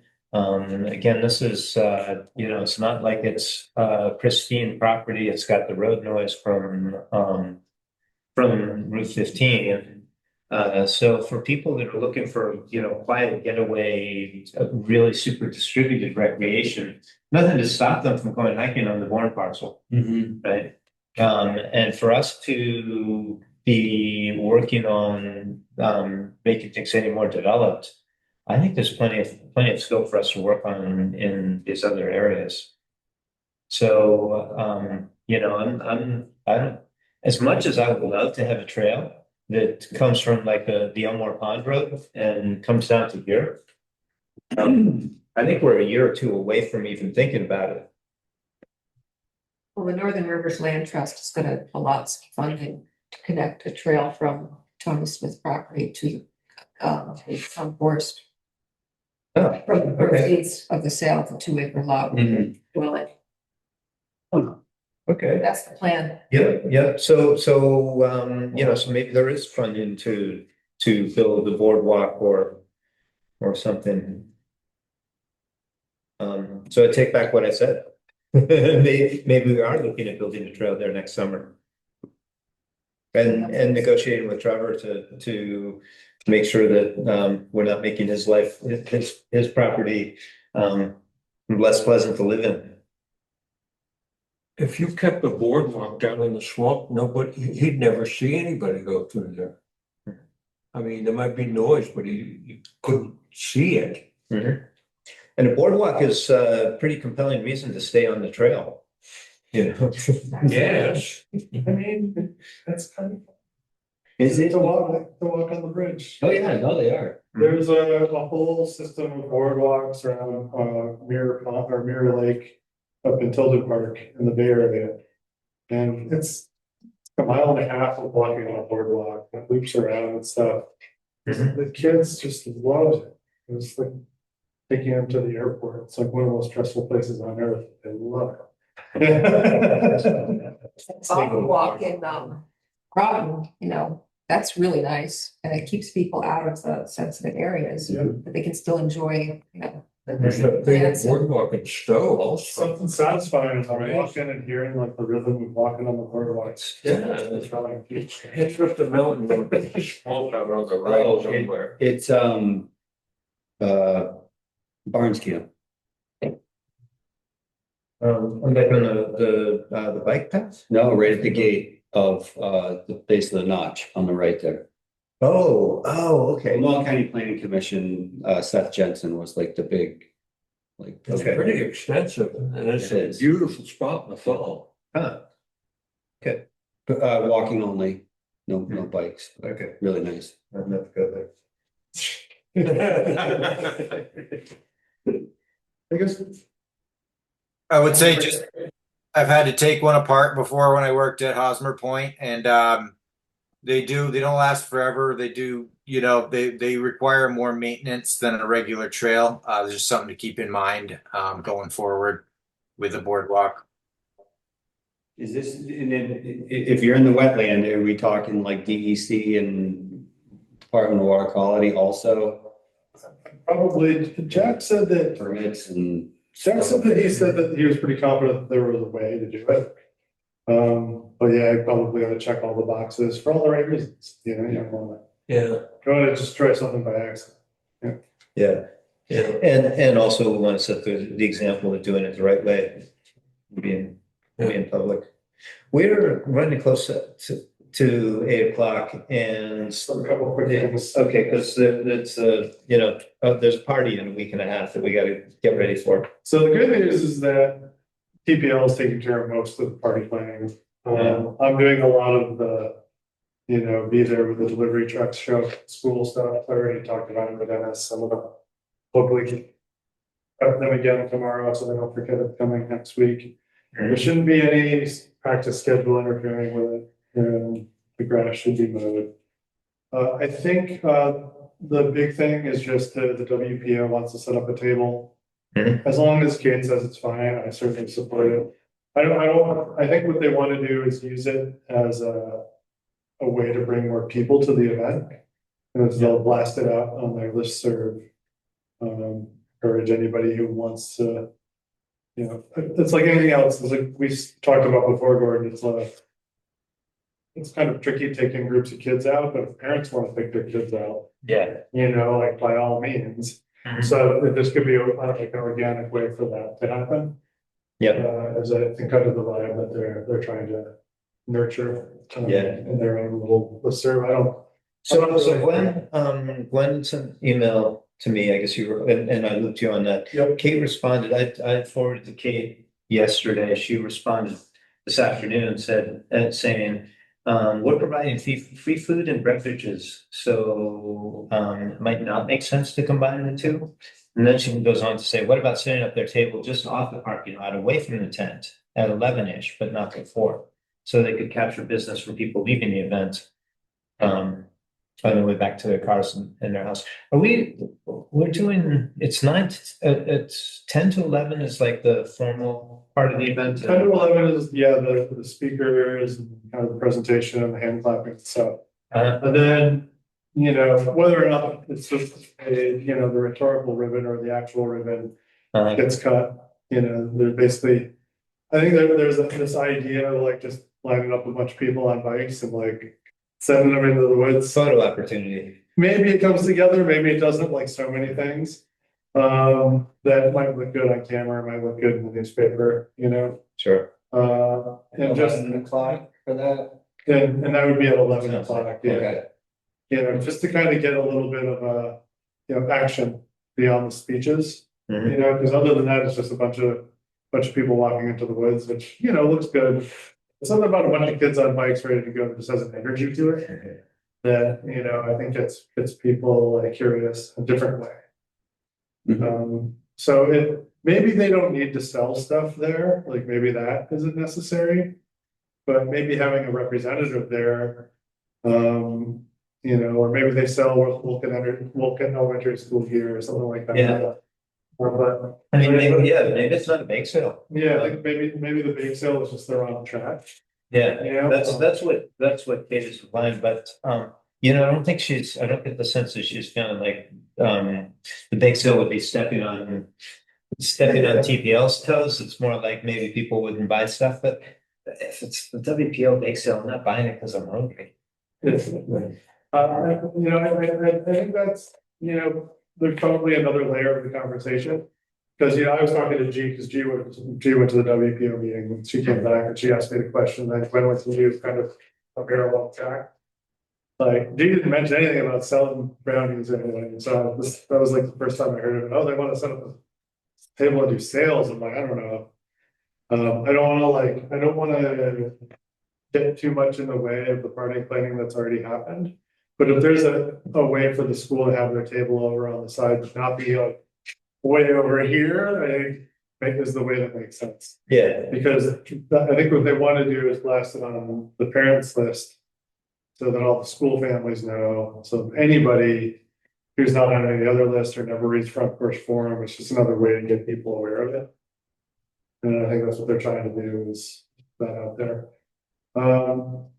Kate didn't say no. Yeah, so I'll follow up with, maybe I could just get into G's here or just drop in on and just pass some word through here, or just be like, the bake sale is kind of like clashing with the free refreshments that have already been ordered. You know, it's maybe a different idea in terms of like fundraising, or at the very least, let's get people out. Mhm. You know, let stuff happen. But anyway, I'll try to flex it that way, away from big sale to maybe a different idea. The other thing I just wanted to shout out right at the end is that. So the cedar flitches that we made all those trail signs out of, I meant to bring this up earlier, but I forgot. Were donated by Luke, you know, it's basically waste for him. Mhm. But all the signboards that the signs are mounted on were donated by DNR. Okay. So they donated about 324 feet of signboards. So I just want to make sure that they get a call out. I'll call them out at the celebration. And I'm gonna rough up a description of what all the arrows are. I'll make sure that they get a shout out on that. Donated to the project, so. I just wanted to shout that out, that they were very enthusiastic into making a donation for the school, you know? Uh-huh. So, he apparently been at the sawmill, was class 89, Wolcott alumni. So he had to call it out. He's like, I was the first class to graduate from the new building. I'm like, all right, thanks for the wood. So, you know. Puts in the same class as Elliot, I think. Likely, I don't know. But yeah, so just wanted to give a call out and all that. Cool. I have like a 12 by 12 plaque from TPL to mount on the kiosk. Okay. It's in my car. I think the kiosk, I didn't have a tape measure, but I'm guesstimating it's somewhere in the realm of like 30 inches. I would say. Yeah. Okay. So I think that's probably the real estate that we're looking at. So I don't want to oversign, but obviously the important stuff needs real estate. So Is there gonna be just some like rough cut 1x6 put over, because it's just a frame right now? it's the frame right now, yeah. I have no vision for it. I wasn't even sure if they were waiting for us to tell them what signs to cut. So I'm gonna follow up with Brooke tomorrow morning before I hit the road and go to the super dealer. Computer issues with my car. And then maybe there'll be a response by the time I get back, pass along this year. There, if there's an ask in terms of asking you and your classmates, your class. To bang out some signs, is that something that's still on the table? Yeah, like what type of sign are we talking? Simple signs that, I don't know, I'm not sure yet. Like trail name signs or I'm thinking like informational signs like for the school or like that kiosk or? yeah, like I think probably informational signs or the kiosk if something. I just don't know what equipment you have available. If that's. I mean, doing the kiosk, Might be easier just to get it printed. are you talking doing another kiosk frame like that one or? No, I'm just on like the actual signs that we want to hang in the kiosk. Oh, yeah, I mean, we have 2 glow forges at school. Right. I'm not familiar with what you have or what the best use for the equipment is. It's not something that I've worked with myself, so. Yeah, I mean, the glow forge will definitely like, etch into wood.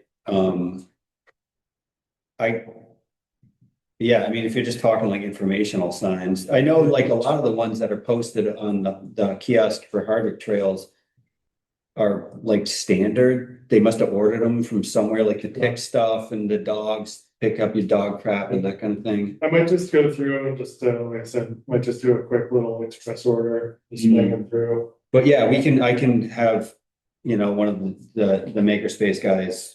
Yeah, I'm sure they use the 3D printers all the time. The glow forges don't get used as much. I know that Brooke and his team are ready to do the trail signs themselves. I'm gonna follow up, like, are you doing anything with the kiosk? Yes, no. Mhm. If yes, but you don't know what we want yet, that's one path. If no, that's a different path, right? So we'll nail it down. Now that we got trail names and you can start getting busy. I just want to make sure, like, we don't need everything up by next. I think the most important one is something along the lines of letting people know the school, where the school property line is, so that we don't have random wanderers, and we'll probably want to put it down Screaming Eagle as well, on the roadside of Screaming Eagle. So that they're moving up the path, so hey, it's school land or school property. Yeah, there's really only 2 points, right? Yeah, I think it's just those 2 points. So those might be the first things I push your way. Yeah, I mean, it depending on the size, the glow forge takes stuff 22 by maybe 16 or 18, I'm guessing, just on recollection. And in terms of like the letter sizes, do they have to be large or can they be? Doesn't matter. Okay, That thing can do cursive, like. I don't want it to be overly verbose. Yeah, Like, right. sentences and probably like. Please avoid using. Yeah, you can do any font style, you can do the outline, you can do the outline of the letters, you can have them all shaded in, like, yeah. All right, we'll take that online with you. Yes. Try to crack that out real quick this weekend. Awesome, yeah, I think that's it. I don't want to keep this too late. So just the most basic entryway signs, because I'm sure they've got to be doing the street sign, right? I mean, they built the parking lot. Sinuosity. What do you mean, street sign? So that so the people who aren't in the know where the town forest parking lot is. So Right now, it's just a ribbon. yeah, you know what, and this is worth taking a minute or two to bring up. This was Ryan Bierke's comment to me.